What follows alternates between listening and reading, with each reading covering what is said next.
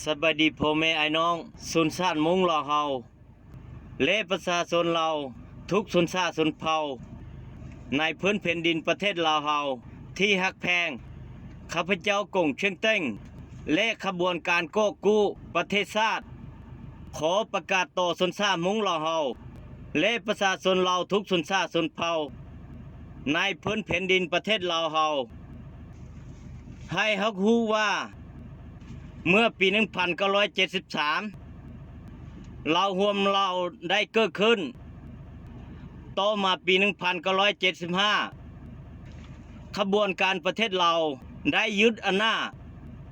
ปฏิวัติระบบสัตดินาและระบบเสรีทุนนิยมออกจากพื้นแผ่นดินประเทศเราไปขบวนการปฏิวัติประชาชนเราได้ยึดครองปกครองเพื่อนแผ่นดินประเทศเรานี้ได้จับเจ้ามหาชีวิตเราและประชาชนเราอย่างล่วงหลายเข้าศูนย์สัมมนาเมืองเวียงไซเจ้ามหาชีวิตเราสวรรคตในเวลาต่อมาตั้งแต่นั้นมาเพื่อนแผ่นดินประเทศลาวเฮานี้บ่มีเจ้ามหาชีวิตบ่มีเจ้าของประเทศมีแต่พรรคเล่นลักเพียงอย่างเดียวฮอดปัจจุบันนี้เท่านั้นตั้งแต่พรรคเล่นลักกลุ่มรัฐบาลลาวแดงได้ยึดครองปกครองเพื่อนแผ่นดินประเทศเราได้ขายชาติเราขายเพื่อนแผ่นดินประเทศเราให้เวียดนามเข้ามายึดครองปกครองเพื่อนแผ่นดินประเทศเรานี้ได้กินบ้านกินเมืองและกินประเทศลาวเฮามีอำนาจสูงสุดเป็นเจ้าของประเทศอย่างถาวรใช้ระบบเผด็จการอันชั่วร้ายปกครองประเทศลาวเฮาคุดคิดคุฮิตประชาชนลาวถึกจับถึกฆ่าตายอย่างล่วงหลายบ่มีความยุติธรรมได้ต่อประชาชนลาวเฮาเลยได้ยึดที่ดินแย่งให้แย่งนาเฮ็ดให้ประชาชนลาวเฮาตกทุกข์ได้ยากลำบากที่สุดประชาชนลาวซึ่งมีสถานะเป็นเจ้าของประเทศบ่มีสิทธิและเสียงใดๆเลยประชาชนลาวกลายเป็นพลเมืองชั้นสูงประชาชนลาวต้องหายหน้าหายตัวไปยังล่วงหลายที่ได้รับรู้กันอย่างท่านสนบัติสนพรหากเป็นประชาชนธรรมดาทั่วไปจะเป็นแนวใดประชาชนลาวบ่ได้รับอิสรภาพได้ละเมิดสิทธิมนุษย์และสิทธิพลเมืองที่สุดในโลกเมื่อปี 1975 ฮอดปัจจุบันได้ 44 ปีนี้พื้นแผ่นดินประเทศลาวและประชาชนลาวเฮาบ่ได้หาการสร้างสรรค์และพัฒนาใดๆเลยประชาชนลาวเฮาบ่มีเวียกงานเฮ็ดยากจนอดอยากพ่อแม่ต้องขายลูกหลานเพื่อความอยู่รอดสายยิงต้องขายตัวเพื่อเลี้ยงชีพมีทั่วบ้านทั่วเมืองและทั่วประเทศลาวเฮาพรรคเล่นหลักกลุ่มรัฐบาลลาวแดงขายชาติและเวียดนามเจ้าอาณานิคมมีแต่หาผลประโยชน์ให้กับตนเองและพรรคพวกเท่านั้นเส้นหลักทรัพย์สมบัติของชาติขุดตัดทรัพยากรธรรมชาติ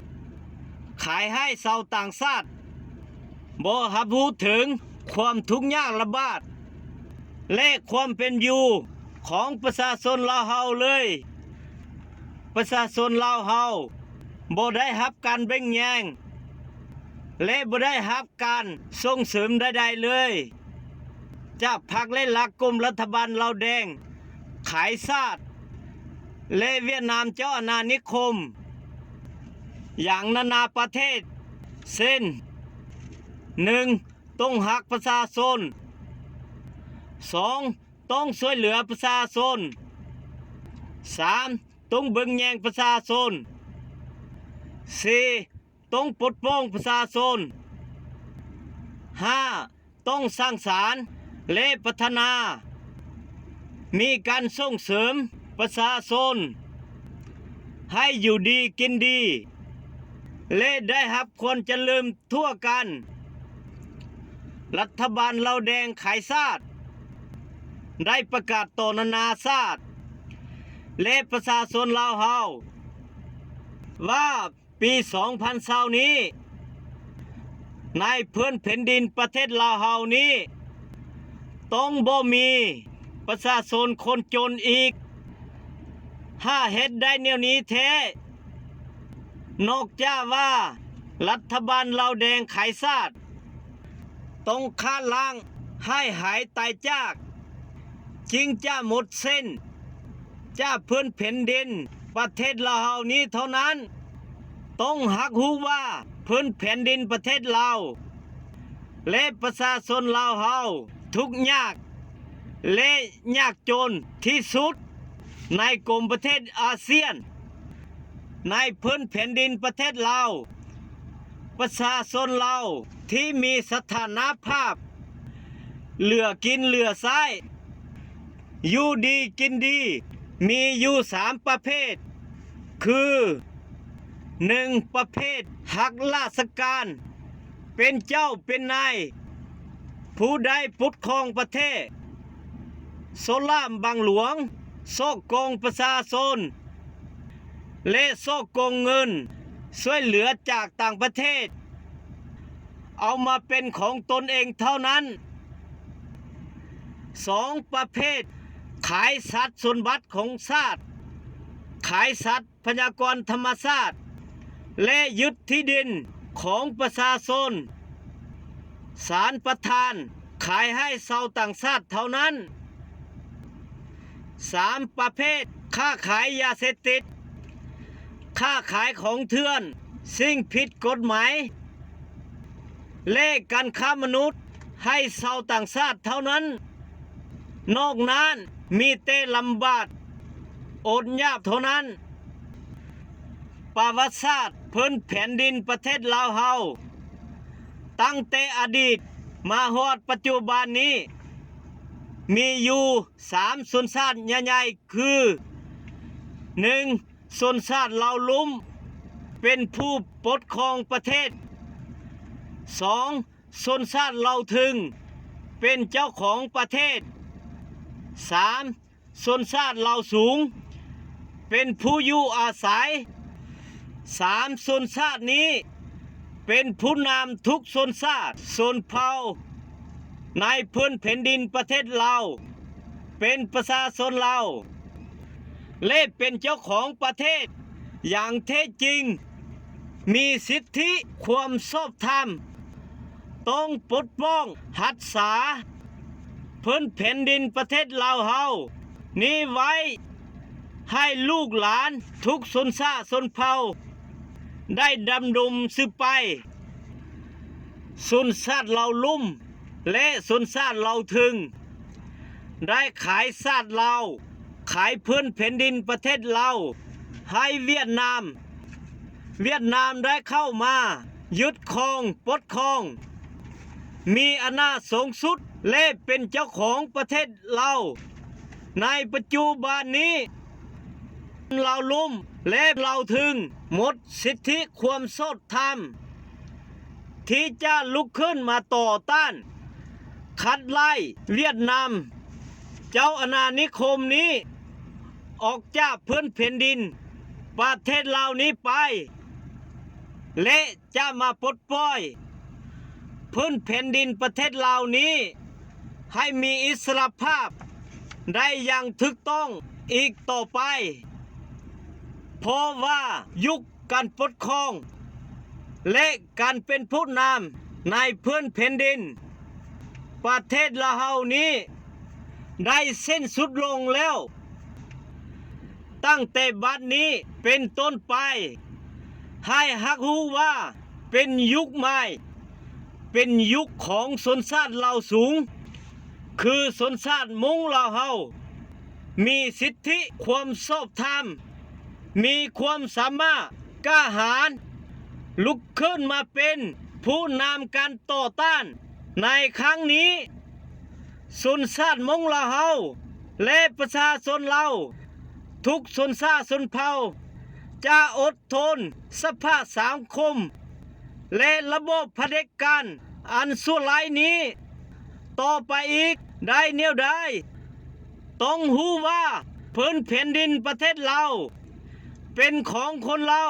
ทุกชนชาติชนเผ่าบ่แม่นของผู้ใดผู้หนึ่งอย่างพัดเล่ลักกลุ่มรัฐบาลเราแดงขายชาติและเวียดนามเจ้าอาณานิคมนี้เป็นเจ้าของประเทศเพียงกลุ่มเดียวอย่างปัจจุบันนี้เท่านั้นพื้นแผ่นดินประเทศเหล่านี้เป็นแผ่นดินบังพบุรุษเป็นบ้านเกิดเมืองนอนเป็นที่อยู่ที่อาศัยของประชาชนลาวเฮาต้องหยุดการกระทำอันชั่วร้ายนี้ต้องเปลี่ยนแปลงต้องขัดไล่พรรคเล่ลัก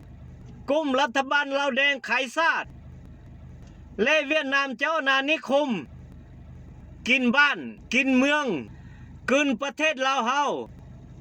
ยังผิดกฎหมายระหว่างประเทศเล่ละเมิดกฎหมายสหประชาชาติต้องออกจากพื้นแผ่นดินประเทศลาวเฮาให้หมดสิ้นชนชาติมงลาวเฮาได้เสียสละเสียเลือดเสียเหงื่อเสียชีวิตเพื่อปกป้องรักษาพื้นแผ่นดินประเทศลาวเฮามาหลายยุคเมื่อปี 1975 ฮอดปัจจุบันนี้มีแต่ชนชาติมงลาวเฮา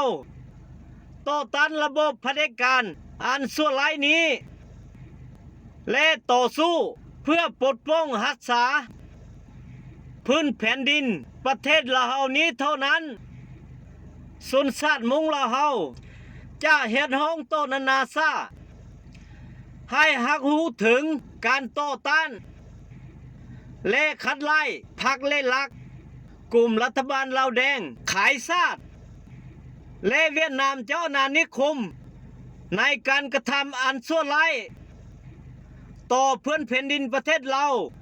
และประชาชนเราทุกชนชาติชนเผ่าในครั้งนี้หมดเวลาแล้วเฮ็ดฮ้องต่อชนชาติมงลาวเฮาและประชาชนเราทุกชนชาติชนเผ่าและขบวนการก่อกู้ประเทศชาติทั่วประเทศเราลุกขึ้นมาปกป้องรักษาสิทธิของตนเองสิทธิพลเมืองและพื้นแผ่นดินประเทศเราเฮาต้องร่วมแรงร่วมใจและร่วมมือกันต่อต้านขัดไล่พรรคเล่ลักกลุ่มรัฐบาลลาวแดงขายชาติและเวียดนามเจ้าอาณานิคมนี้ออกไปให้หมดเส้นชนชาติมงลาวเฮาได้เกิดขึ้นลัทธิใหม่ระบบใหม่และนโยบายใหม่ในพื้นแผ่นดินประเทศเรายังถาวรและสามารถช่วยเหลือบึงแยงปลดป้องสร้างสรรค์และพัฒนาพื้นแผ่นดินประเทศเราและประชาชนเราทุกชนชาติชนเผ่าให้ได้รับความเจริญทั่วกันต้านทานนานาประเทศและปัญหาต่างๆที่เกิดขึ้นจะได้หักกันแก้ไขอย่างยุติธรรมนโยบายการก่อกู้ประเทศชาติในครั้งนี้ 1. ต้องห่มประชาชนเราทุกชนชาติชนเผ่าในพื้นแผ่นดินประเทศเราให้มีความสามัคคีเป็นอันหนึ่งอันเดียวกันขัดไล่คนชั่วขายชาติและคนชั่วกินบ้านกินเมืองซึ่งบ่แม่นเจ้าของประเทศเราออกไป 2. ต้องปลดปล่อยพื้นแผ่นดินประเทศเราและประชาชนเราทุกชนชาติชนเผ่าให้ได้รับอิสรภาพอย่างแท้จริงเพราะว่าเมื่ออดีตพื้นแผ่นดินประเทศเราและประชาชนเราถูกครอบงำโดยต่างชาติมาตลอดและตกอยู่ใต้อำนาจการยึดครองปกครองของต่างชาติมาฮอดปัจจุบันนี้ 3. ต้องก่อกูดเกียรติศักดิ์ศรีของมนุษย์ก่อกู้สิทธิพลเมืองและก่อกู้เอกราชคืนสู่พื้นแผ่นดินประเทศเราและประชาชนเราทุกชนชาติชนเผ่าได้ดำรงสืบไปดังนั้นพื้นแผ่นดินประเทศเราและประชาชนเราทุกชนชาติชนเผ่าจะได้หักกันปลดปล่อยให้มีอิสรภาพมีเกียรติศักดิ์ศรีของมนุษย์มีเอกราชจึงจะเกิดเอกภาพและสันติภาพต่อไปขอขอบใจอย่างสูงที่หักชมหักฟังกรุณาช่วยแชร์ให้ชนชาติมงและประชาชนเราทุกชนชาติชนเผ่าในพื้นแผ่นดินประเทศลาวและทั่วโลกได้รับรู้ทั่วกันวันที่1 เดือน 1 ปี 2020